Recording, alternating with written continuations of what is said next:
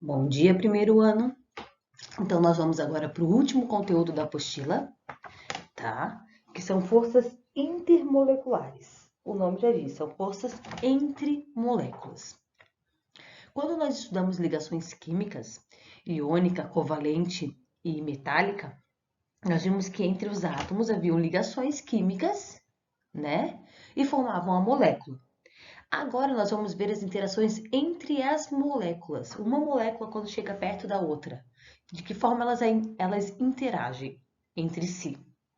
Porque essas interações, se forem extremamente fortes, vão fazer com que as moléculas fiquem mais perto umas das outras, podendo a substância estar no estado líquido.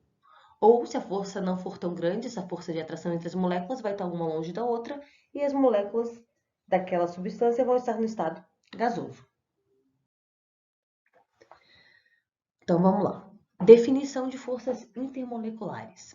São as formas como as moléculas dos compostos, tanto os polares quanto os apolares, formados por ligações covalentes, interagem entre si.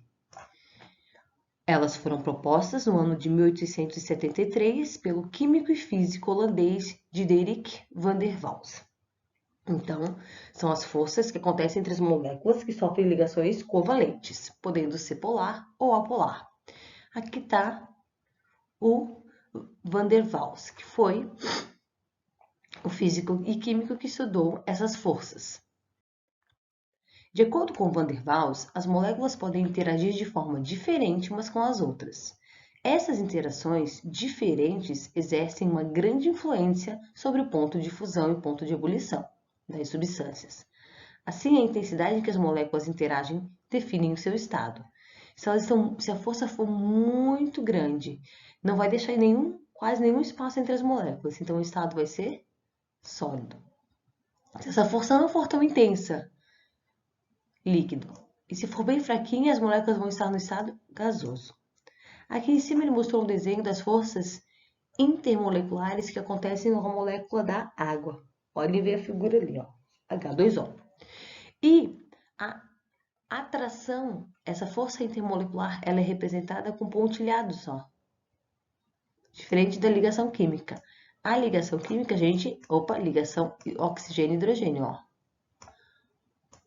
Então, ligação química eu coloco um traçado forte. A ligação entre as moléculas, a gente coloca assim, ó, pontilhados. Aí coloca a próxima molécula de água. Então, aqui é a interação entre duas moléculas de água, no caso. Próximo. Então, as forças intermoleculares, elas são três, ok? Dipolo instantâneo e dipolo induzido, que acontece principalmente com moléculas apolares, que seria, no caso, esse aqui. Dipolo-dipolo, que ocorre com moléculas polares, que têm polos, ok? Então, são ligadas a átomos diferentes, principalmente aqui. E as pontes de hidrogênio, ou pontes de hidrogênio não utiliza mais, utiliza-se o termo ligações de hidrogênio, ocorre com H, FON. Hidrogênio reagindo com flúor, oxigênio e nitrogênio, que seria este exemplo aqui do meio. Já vamos explicar cada um deles separadamente, tá? Então vamos lá. Dipolo instantâneo, dipolo induzido. Ocorre em moléculas apolares sem polos. Exemplo. Digamos aqui, primeiro tem uma molécula apolar. Vamos pensar no H2, H ligado a H. Então, os átomos são iguais, não tem diferença de eletronegatividade, então molécula sem polo. Aí vai vir outro H com H. Quando uma molécula chega perto da outra, ela forma um polo instantâneo que dura poucos segundos, certo? Pode ser pela presença de um composto iônico perto, pode ser pela instabilidade do local onde essas moléculas estão. Os motivos são N. São vários motivos que podem acontecer esse dipolo instantâneo e dipolo induzido. Então, uma molécula que não tinha polo, a partir do momento agora, ó, passa a ter polo. Polo, ó, negativo e um positivo. E daí outra molécula também, que não tinha o polo, passa a ter um polo, ó. Por que é chamado de instantâneo induzido? Porque dura pouco tempo. Essa força de atração é extremamente fraca. Então, as moléculas que sofrem por essa força intermolecular, normalmente elas estão no estado gasoso, que é o caso do gás hidrogênio, ó, gás hidrogênio, gás oxigênio, gás ozônio, gás nitrogênio, gás carbônico, porque a força não é tão intensa. Então, as moléculas interagem umas com as outras, mas como a força não é intensa, elas ficam longe uma da outra, caracterizando o estado gasoso. Aqui temos o exemplo, ó, do gás oxigênio, que é o O2. Ó, é uma molécula apolar que, devido à atração de uma outra molécula, ó, a água chegou aqui perto dela. Ó. A água é uma molécula polar. Então, a água chegando perto do gás oxigênio fez com que, instantaneamente, a molécula que não tinha polo fosse induzida a um polo. Polo positivo e polo negativo. Então, a molécula de oxigênio, que é uma molécula polar, quando foi atraída para uma molécula que tinha polos, virou uma molécula de polo induzido ou de polo instantâneo. Ok? E isso acontece com moléculas apolares. Nesse caso, quem é que fez com que ela tivesse um polo foi uma molécula diferente que chegou perto, que foi a molécula da água. Também conhecida como forças de London, tá? Esse dipolo instantâneo, dipolo induzido, porque London foi um químico que ficou estudando a sua tese de doutorado em cima das forças de polo instantâneo e de polo induzido. Então, em alguns vestibulares, em vez de falar de polo instantâneo e de polo induzido, chama de as forças de London. Ok? Acontece, lembrando, com moléculas apolares, onde formam dipolo instantâneo. Porém, essas forças são fracas.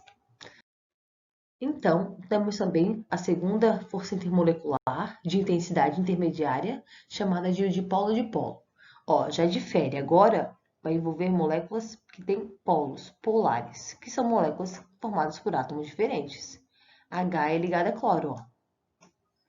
O cloro é o mais eletronegativo, então a polaridade vai ficar assim, ó.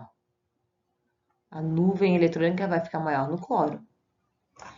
E vai chegar outra molécula de HCl que vai também ter uma polaridade muito maior no cloro. E o pontilhado mostra a força de atração entre as duas moléculas, ó. Sempre o polo negativo de uma vai ser atraído pelo polo positivo da outra. Então, essa força tem uma intensidade maior do que a de polo induzido de polo instantâneo, tá? As moléculas podem até estar no estado gasoso, ó, a temperatura ambiente. Então, aqui mostram várias moléculas, ó, interagindo. Ó, o pontilhado aqui que mostra a interação intermolecular, uma molécula com outra. Isso faz com que elas fiquem mais próximas, certo? Aumentando o ponto de ebulição e o ponto de fusão da substância.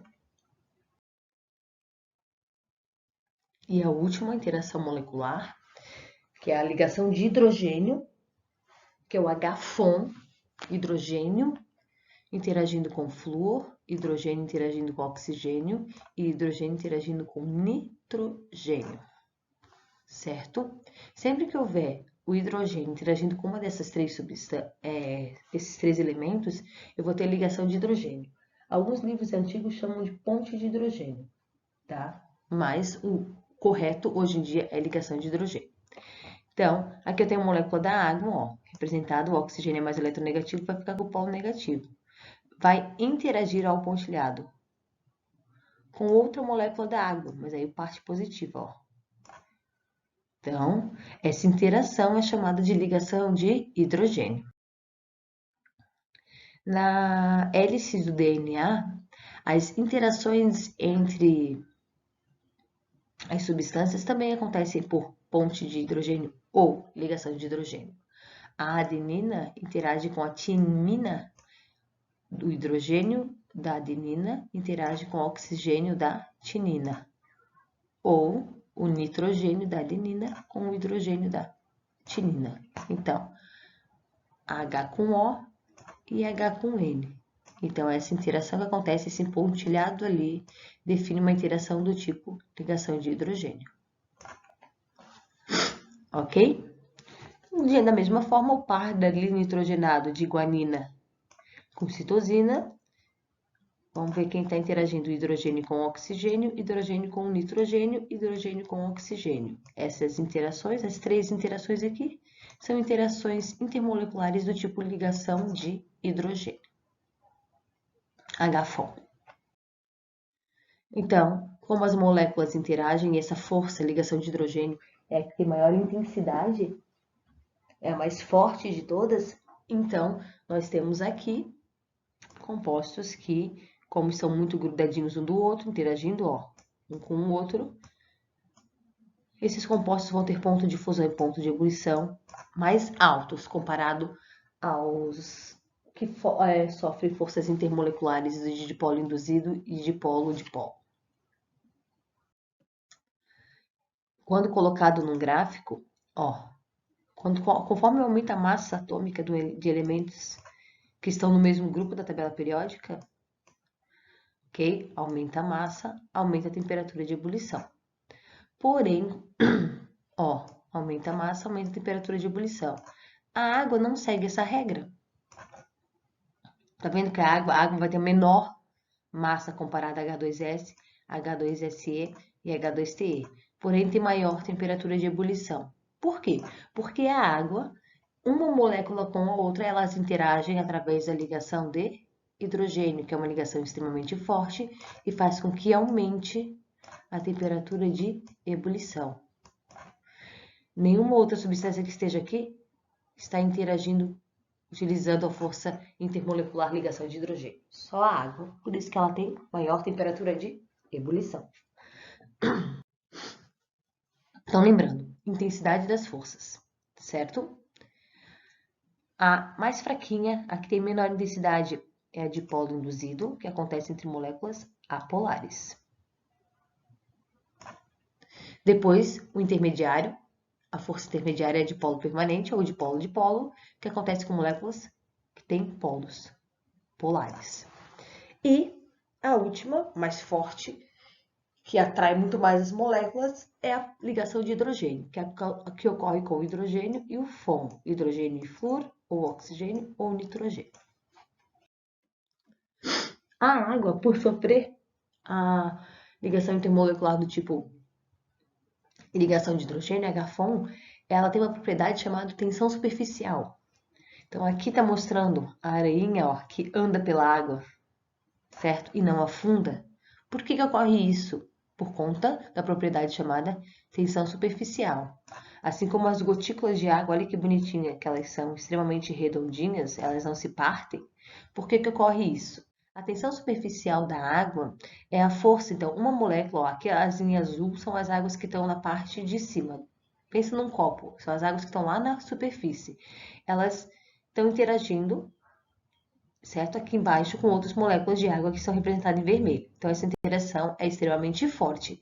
Porém, elas não estão interagindo com ninguém aqui em cima. Porque aqui em cima tem ar, né? Então, elas interagem fortemente com as moléculas de baixo, fazendo com que essa força, essa tensão seja extremamente forte. E um inseto, uma aranha que vier a pousar aqui nessa superfície, não vai ter força suficiente para vencer essa ligação de hidrogênio e afundar. Então, agora nós vamos ver dois vídeos que explicam melhor a tensão superficial da água, tá bom? Vamos assistir ali rapidinho, vou colocar aí no Meet para a gente ver.